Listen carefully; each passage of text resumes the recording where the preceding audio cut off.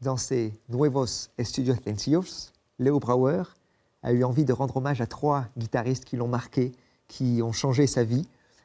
Le premier est Heitor Villa-Lobos, il est brésilien, il a une vie complètement romanesque, il aimait partir dans la forêt d'Amazonie pour récolter des musiques. Et en marge des chefs-d'œuvre qu'il a composés, il a écrit pour guitare 12 études qui sont jouées depuis partout dans le monde, dans tous les plus grands conservatoires. L'autre guitariste, guitarero, déjà avant l'heure, qui fascinait Leo Brouwer, était le Paraguayen Agustín Barrios Mangoré.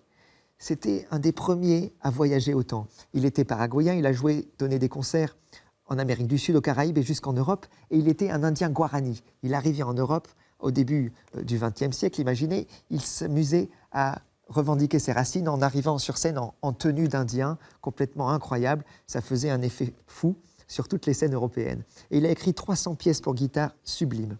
Et l'autre, guitarero, qui fascinait Leo Brouwer, encore quelques décennies avant, voire siècles, est Fernando Sor, un Espagnol révolutionnaire qui a été enrôlé dans les troupes du frère de Napoléon, qui a dû quitter l'Espagne, qui est arrivé à Paris et qui était fasciné par le voyage. Déjà à l'époque, il jouait partout en Europe.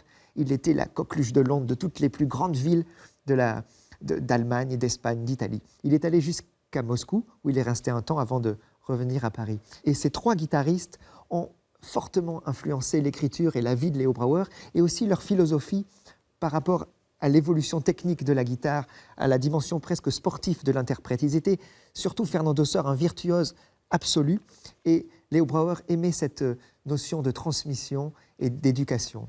Voici le Nuevo Estudio Sencillo numéro 6, qui est inspiré des arpèges, cette technique de la guitare, qui a été transcendée par Fernando Sor à l'époque.